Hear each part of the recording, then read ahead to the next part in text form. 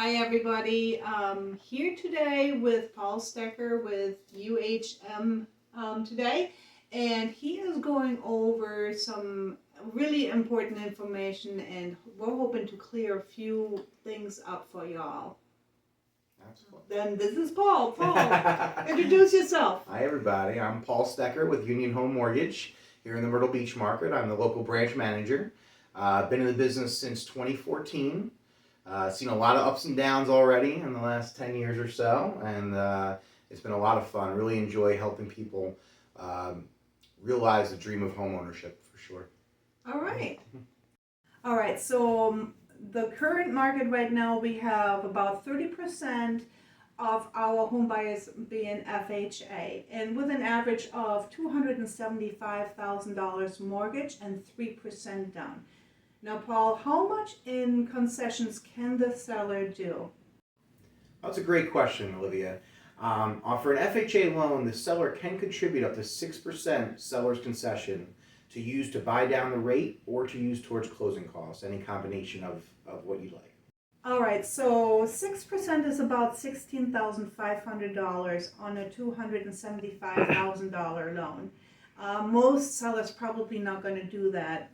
Even 3% that gives the buyer about $8,250 in concessions.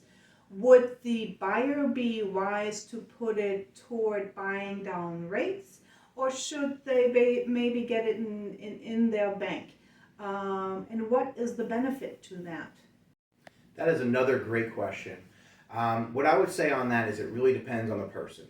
Affordability can be an issue for many, especially in this current environment. What I would recommend is definitely talking to your local mortgage advisor. I'd love to speak with you hands-on and kind of talk you through it. But generally speaking, buying down the rate to a lower payment could be a great idea if payment is the biggest issue for you. A lot of times, though, you want to consider maybe staying at the current market rate and using that money to keep in the bank as reserves, or maybe using to do some home repairs or some things you'd want to do around the house. So it really depends on your current situation. I could do a breakdown analysis for you to determine what the break-even point is, how much money per month that really does affect you buying the rate down, and give you all the facts you need to know to make the best decision. All right, so the current rate, is right about at 7% right now. On a $275,000 mortgage, it's about $1,775. Now, buying down the rate, how much would that be, and what kind of difference really would that make? Like you said, on a $275,000 purchase, putting down the minimum you can on FHA, 3.5%, you're looking at around a principal and interest payment of $1,775. If you were to buy down the rate, use some of those monies the seller has given you, or use your own money to buy down the rate, for about every half a point you're buying down, you're talking about $90 a month. So a lot of people are getting scared these days, hearing, oh, the rates are 7, oh my, that's way too much, I need to wait. When in reality, you just want to know what you're dealing with. So, like I said, going from 7 to 6.5, you're talking about a $90 per month difference, per month in payment. You go down to 6%, so that's if you go from 7 to 6, so a full percentage point, you're talking about $180 a month. That is certainly not nothing, and every dollar counts. In many ways, again, I could do a cost analysis to determine if it makes more sense for you to pay that $180 a month, if you can afford it, and wait to refinance when rates come down, or if it may make more sense to apply that seller concession or your own money to buy down the rate today. Well, Livy, as a mortgage professional, I get questions a lot about, well, why don't we just wait for rates to go down? Why don't I just keep on renting and wait for rates to go down? And I'd love to hear your perspective. I have my own answers, but I'd love to hear your perspective on why you think continuing to rent instead of enjoying home ownership could be an issue.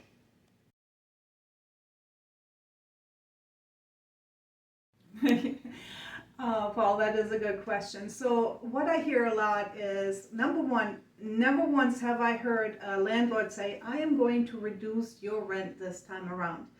A lot of people that come in asking me for properties to rent that is actually at a lower market rate right now than there are available. So there is really not much affordable out there to rent that is in a really nice neighborhood. Then you have the homes that are in disrepair that are being rented out and nobody wants to live there. So why continue on renting? Pretty simple. You are not building any equity while you're living under a landlord, but you are building that landlord's equity.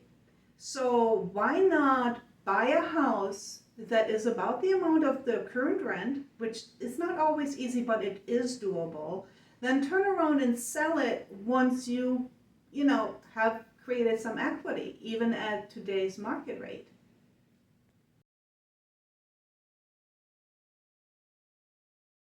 So with me having answered that, what do you think, Paul? Why would somebody want to continue on renting instead of taking advantage of the mortgage rate the way it is? I think home ownership is very important for somebody if they have really contemplated that they want to live in the place for more than a year or two. The reason why I think home ownership is so much more important than renting, even at these rates, if you can get a comparable mortgage payment, you have to understand if you lock in today, let's say at 7% even, and you will know your maximum mortgage payment for that entire term, usually 30 years.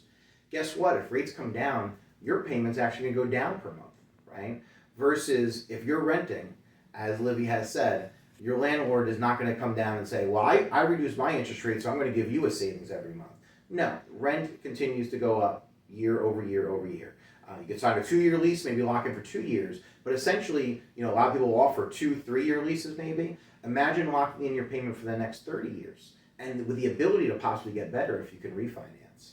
I think while you're doing that, instead of paying your landlord's mortgage and having him or her build equity in the property, you will in turn be building equity that you can either borrow against in the future, you can use when you sell your house, and you could buy another property that would suit you.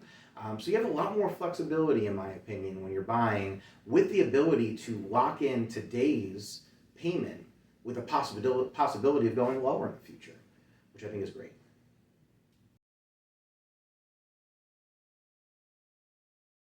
I think another good part about owning your own home is you don't have any inspections.